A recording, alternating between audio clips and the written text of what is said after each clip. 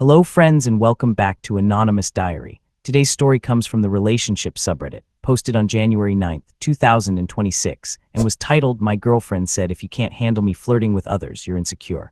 I said you're right, then I started flirting with the waitress in front of her. When the waitress gave me her number, my girlfriend wasn't smiling anymore. If you enjoy these type of videos, do drop a like and comment how you feel about this scenario. I love hearing your opinions on these dilemmas. Now let's get started. I, 29 male, have been dating Vanessa, 27, for a little over 2 years. If I had to describe our relationship in business terms, I'd say I was the silent investor and she was the flashy CEO who took all the credit while tanking the stock. Vanessa is beautiful. That's not me bragging. It's just a statement of fact, like saying water is wetter rent and the city is overpriced. She has the kind of looks that stop traffic. And unfortunately, she built her entire personality around the traffic stopping capability. She thrives on validation. She consumes it like oxygen. For the entirety of our relationship, I have been the cool boyfriend, the chill guy, the guy who doesn't mind when she spends 20 minutes laughing at the bartender's terrible jokes while touching his forearm, the guy who looks the other way when her phone lights up at midnight with texts from Gary from the gym asking about her glute routine. Whenever I brought it up, usually in the car on the way home, trying to keep my voice level, I got the speech. "You're being so insecure, Jason," she'd say, checking her makeup in the visor mirror. "It's just my personality. I'm bubbly. I'm friendly. Why are you trying to dim my light?" Dimming your light was her favorite phrase. Apparently, asking my girlfriend not to sit on another man's lap at a house party was dimming her light. "If you trust me, it shouldn't matter," she'd argue. "Jealousy is such a weak look. I chose you. Isn't that enough?" I bought it. I swallowed the pill because I loved her, and frankly, I thought maybe I was the problem. Maybe I was too traditional, too uptight. Then came last Friday. We were at this new fusion place downtown. It wasn't cheap. The kind of place where the menu has no prices and the lighting is so dim you need a flashlight to find your fork. It was supposed to be a celebration of my promotion. We hadn't even ordered drinks before Vanessa started her routine. The sommelier came over. He was a tall, brooding European guy named Marco. Vanessa lit up like a Christmas tree. "Oh my God, I love your accent," she practically purred, ignoring the wine list I was holding. "Where are you from? Italy? No, don't tell me. Spain." Marco smiled professionally. "France. Actually, Madame, France." She touched his arm. "I've always wanted to go. You have to tell me the best spots. Jason here hates traveling. He's such a homebody. I don't hate traveling. I just hate traveling with someone who spends the entire trip taking selfies for Instagram." She spent the next 10 minutes asking Marco about his childhood, his favorite grapes, and whether he thought she looked like a Merlot or a Pinot Noir kind of girl. I sat there gripping my water glass, invisible. When Marco finally left to get the bottle, I sighed. "Babe, can we dial it back? It's my promotion dinner." She dropped the smile instantly. The switch flipped. "Oh my God, are you serious right now? He's a sommelier. It's his job to be friendly. You're being so insecure. It's actually embarrassing. If you can't handle me being a social human being, maybe you shouldn't be with someone like me." Something in my brain finally clicked. It wasn't anger. It was clarity. "You know what?" I said, leaning back in my leather chair. "You are absolutely right." She blinked, confused by the lack of resistance. "I am? Yes, I've been looking at this all wrong. Flirting is harmless. It's just being social. I need to stop being so possessive and just match your energy." She smirked, victorious. "Exactly. I'm glad you finally get it. Enter our server. Let's call her Chloe." Chloe was cute and a girl next door who reads Tolstoy kind of way. Messy bun, glasses, sharp wit. She came over to take our appetizer order. "Normally, I'm a Caesar salad, please kind of guy. Tonight I was Marco." "Hi there," I said, turning my chair slightly to face her fully. I gave her the smile I usually reserve for closing deals. "I have to say your recommendation on the specials board sounded incredible, but not as incredible as you managing to navigate this crowded room without spilling a drop.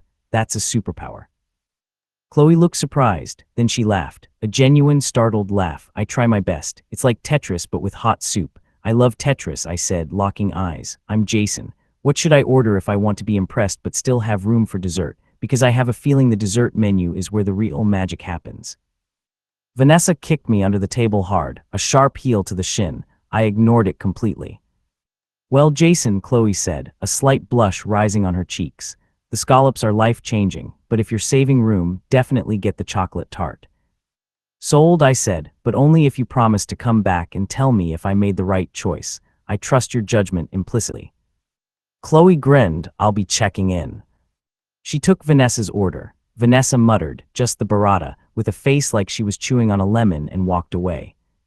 What the hell was that? Vanessa hissed the second we were alone. What? I asked innocently, unfolding my napkin. I was just being bubbly. I'm a friendly guy. Vanessa, don't dim my light. You were hitting on her right in front of me. No, I corrected her. I was being social. If you trust me, it shouldn't matter. Jealousy is a weak look, remember. Her mouth opened and closed like a fish out of water. She couldn't argue with her own logic without admitting she was a hypocrite, so she sat there fuming, drinking the wine Marco poured with an aggressive gulp. The rest of the dinner was a performance art piece. Every time Chloe came by, I engaged. I asked her about her studies, nursing her chaotic cat, her opinion on the terrible music playing. I wasn't creepy, I was charming. I gave her the exact same level of attention Vanessa gave every man she met, and Chloe, she leaned into it. I think she saw Vanessa's sour face and realized what was happening. She played ball. Here's that extra lime for your water, Jason, Chloe said, dropping it in with a smile. Need anything else, or just more conversation? Always up for conversation, I winked. Vanessa slammed her fork down. I'm ready to go. We haven't had the tart yet, I said. I don't want a damn tart, pay the bill. I flagged Chloe down. Check please, sadly we have to run. When Chloe brought the bill, I put my card in. She walked away, ran it, and came back. You guys have a great night, she said, handing me the folder. Then she looked at me, and good luck with the project. I opened the folder. Inside, on the merchant copy, was a phone number written in blue pen with a little smiley face. I didn't hide it, I held it up. Wow, I said, that was so nice of her. See, Vanessa, being friendly pays off. Now I have a contact if I ever have medical questions. Vanessa stood up so fast her chair fell over. She stormed out of the restaurant without a word, leaving me to sign the slip. I tipped Chloe 40%. When I got to the car, Vanessa was waiting by the passenger door, vibrating with rage. You humiliated me, she screamed as I unlocked the doors. You disrespected me in public on your promotion night. I was just matching your energy, I said calmly, pulling out of the lot. I thought we established that boundaries were for insecure people. Or does that rule only apply to me? It's different, she shrieked. I don't get numbers. I don't ask them about their cats. You have Marco's card in your purse right now, I pointed out. I saw him slip it to you with the wine list. Pot, meat, kettle. She went silent, but it wasn't a peaceful silence. It was the silence of a bomb counting down. We got home and she locked herself in the bedroom. I slept in the guest room, which is also my home office. The next morning, Saturday, I woke up to the smell of coffee. I walked into the kitchen thinking maybe she had cooled off and we could have a rational conversation about double standards. Vanessa was sitting at the island. She looked up, eyes cold. I want you to delete her number, she said. No good morning, just orders. No, I said, pouring myself a cup. Excuse me, I'm keeping it. She seems nice. We're texting right now. Actually, I wasn't, but Vanessa didn't need to know that. If you don't delete it, we're done, she threatened. Okay, I said, we're done. She froze. She didn't expect that. She expected me to fold. You're throwing away 2 years over a waitress. I'm ending 2 years of hypocrisy, I said. You want to act single, be single, but you can't do it on my dime anymore. She smashed her mug into the sink. Ceramic flew everywhere. Get out. Go stay at your friend Tyler's. My name is on the mortgage, I said, sipping my coffee. Vanessa, I bought this place 6 months before you moved in. You're not on the deed. You're not on the loan. You're barely on the utility bills. I'm not going anywhere. Then I'll make your life hell until you leave, she hissed. You're welcome to try, I said, but remember, I'm the one who pays for the Wi-Fi. It has been 5 days since the dinner, and the apartment has turned into a war zone. If you thought Vanessa would realize her double standard and apologize, you haven't met Vanessa. Entitlement doesn't bend. It breaks everything around it before it cracks. Okay, so where do I even begin with this? Because this story has more layers than that overpriced fusion restaurant, and I am absolutely not ready, but we are doing this anyway. First of all, silent investor and flashy CEO who took all the credit while tanking the stock. This man opened with a business metaphor, and it was so accurate that I had to put my phone down for a second, because that is exactly what this dynamic was. Jason was pouring in all the emotional capital, all the patience, all the dignity, and Vanessa was out here spending it like she had unlimited credit with zero interest. And can we talk about the 2 years? 2 years of this man convincing himself that maybe he was the problem. 2 years of sitting in cars on the way home trying to keep his voice level, while his girlfriend told him that asking basic questions about respect meant he was dimming her light. Dimming her light. I need everyone to really sit with that phrase, because Vanessa weaponized it so effectively that Jason started believing he was the villain in his own relationship. That is a special kind of manipulation, and it does not get called out enough. The bartender, Gary from the gym and his glute routine, sitting on someone else's lap at a house party. Each of these things on their own would make most people uncomfortable, but Vanessa had Jason so conditioned that he was apologizing for having feelings about them. That is not being chill. That is being slowly erased. And then comes the promotion dinner, the one night that was supposed to be about Jason, his achievement, his moment. And Vanessa walks in, clocks a brooding French sommelier named Marco, and immediately begins performing for him like Jason is just a piece of furniture she brought along. She told Marco, a stranger, that Jason hates traveling, on his promotion night, in front of him, as if he were not sitting right there with a water glass he was probably gripping hard enough to shatter. And when Jason, very reasonably, asked her to dial it back, she did not even blink before flipping it around on him, called him embarrassing, told him maybe he should not be with someone like her. And she was absolutely right, just not in the way she meant it. Because what happened next was genuinely one of the most satisfying things I have ever read. Jason did not shout. He did not storm out. He simply said, "You are absolutely right," and then proceeded to give Vanessa a live demonstration of exactly what she had been doing to him for 2 years. With Chloe, the nurse student with the messy bun and the chaotic cat, he mirrored every single behavior Vanessa had normalized and let her sit in it. And Vanessa could not handle a single second of it, the fork slamming, demanding to leave before dessert, hissing across the table, because it is always different when it is happening to you, isn't it? The rules she built to protect her own behavior crumbled the second they were applied to someone else. The phone number was the chef's kiss, Chloe writing her number on the merchant copy and Jason holding it up and calling it a medical contact. I actually laughed out loud, not because anything inappropriate happened, but because Vanessa got a mirror held up to her face and she absolutely hated what she saw. The ending though, the mortgage detail, the deed, his name on the loan, the Wi-Fi comment. Jason came prepared and Vanessa had absolutely no ground to stand on. 2 years of performing power and it turned out she had none. I hope Jason keeps the apartment. The 40% tip was iconic, and I really hope Chloe's cat is doing well. Update 1. Saturday and Sunday were a master class in passive-aggressive warfare. She started by blasting breakup anthems at full volume from the bedroom. I countered by putting on my noise-canceling headphones and watching a documentary on industrial engineering. Then came the parade of men. On Sunday afternoon, I was in the living room reading. The door opened and Vanessa walked in with 2 guys. One looked like he lived at the gym, and the other looked like he was in a boy band cover group. "Oh, don't mind him," Vanessa said loudly, gesturing to me like I was a piece of old furniture. "That's just a roommate. He's moving out soon." She led them to the kitchen and started making margaritas with my tequila.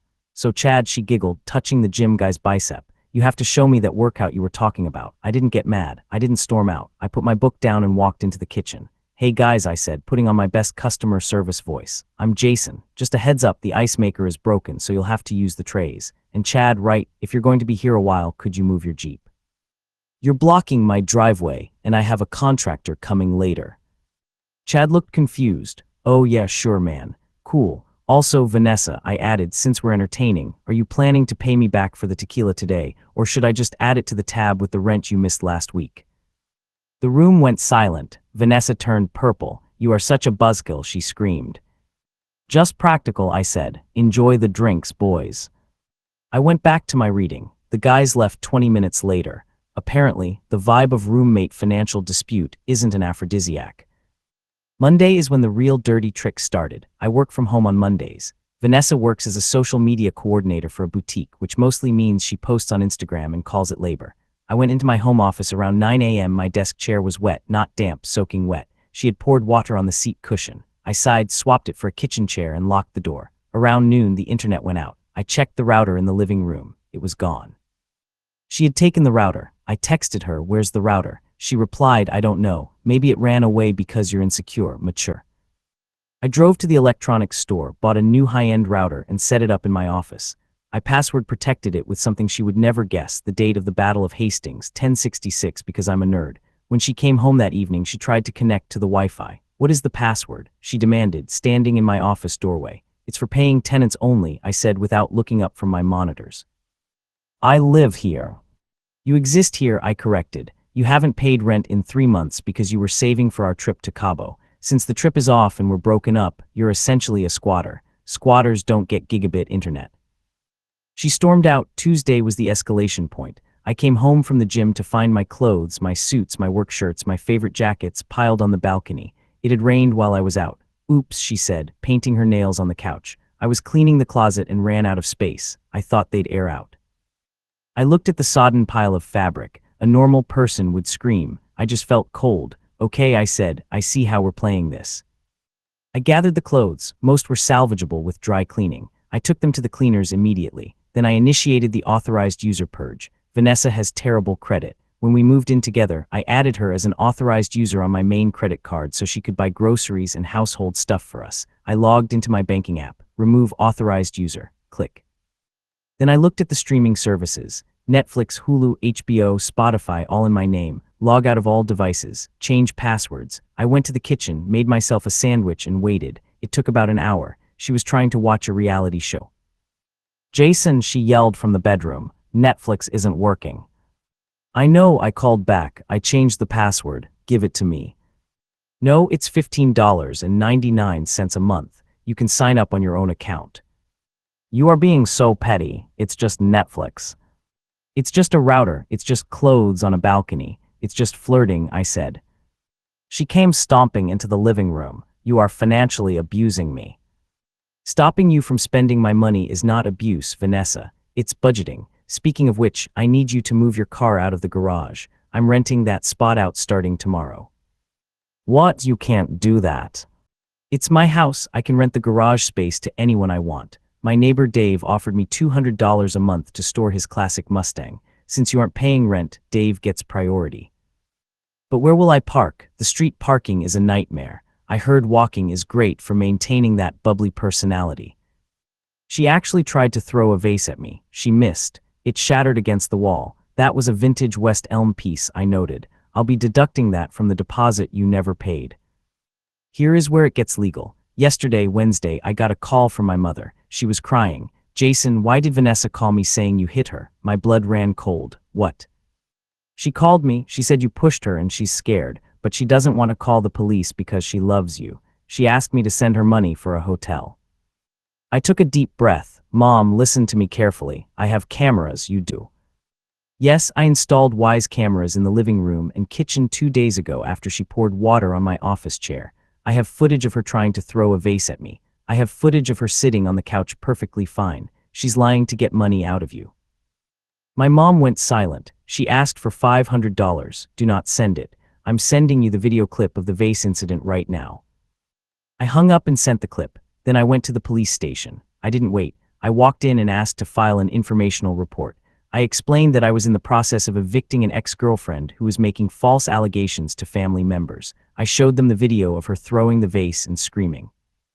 I just want this on record. I told the officer in case she tries to dial 911 tonight. The officer, a tired-looking guy named Sergeant Miller, nodded. Smart move. We'll log the disturbance. If we get a call, we'll know the context.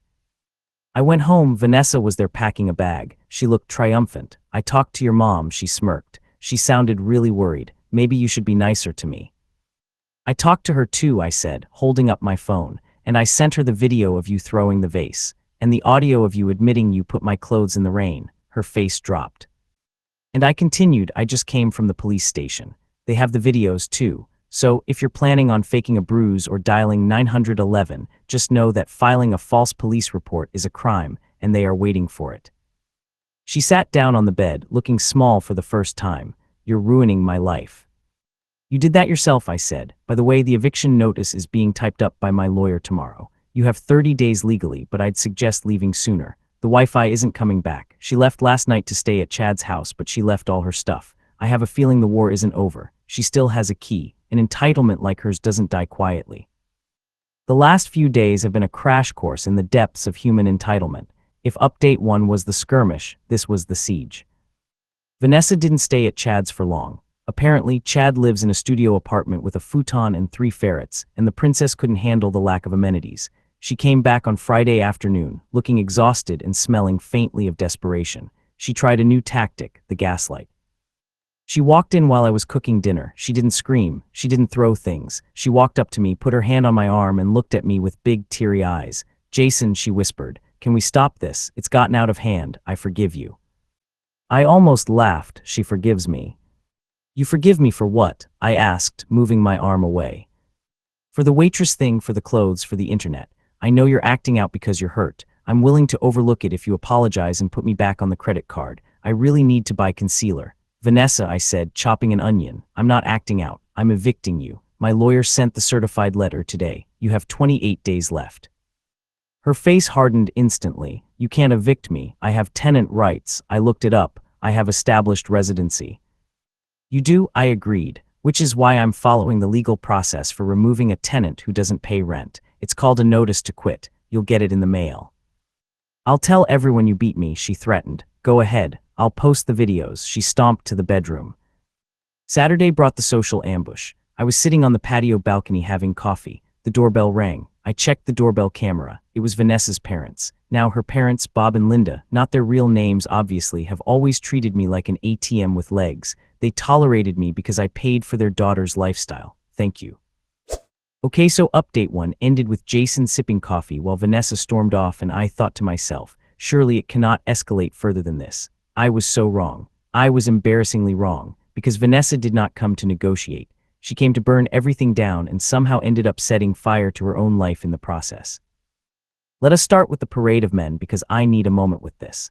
She actually brought 2 strangers into Jason's home, his home that he owns, poured his tequila, and introduced him as a roommate who is moving out soon.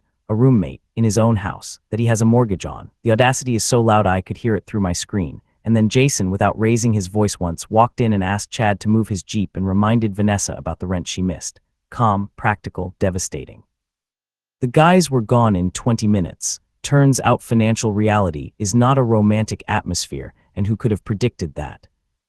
The router, I cannot move past the router. This woman physically removed the router from the wall and hid it because Jason asked her to stop disrespecting him at dinner.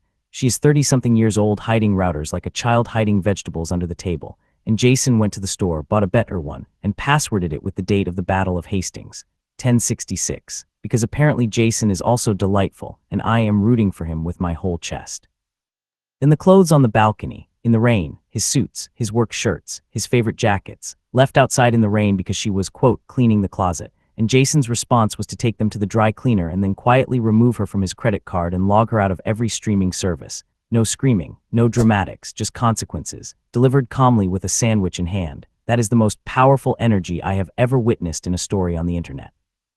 But then it got genuinely serious, and I need everyone to pay attention here because this is where Vanessa crossed a line that you cannot walk back from. She called Jason's mother, told her Jason hit her, asked for $500 for a hotel, $500 from his mother, using a fake assault allegation. I do not use the word disgusting lightly, but that is the only word that fits. That is not a petty argument anymore. That is a deliberate attempt to destroy someone's reputation and drain money from his family using a lie. And Jason, who apparently installed cameras 2 days earlier because he saw this coming, sent his mother the video footage immediately and then went directly to the police station to file an informational report before she could even think about dialing 911. He did not panic. He did not retaliate emotionally. He just built a paper trail and let the truth do the heavy lifting. Sergeant Miller already knew the context before Vanessa could spin a single word. The eviction notice, the lawyer, the certified letter, 28 days. Jason handled every single step of this legally, calmly, and with documentation. And Vanessa's response to all of it was to threaten to tell everyone he beat her, which he met with "I will post the videos. Game over."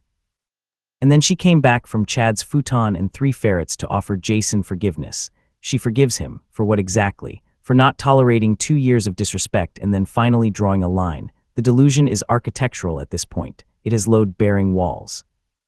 I have never cheered for a man chopping an onion so hard in my life.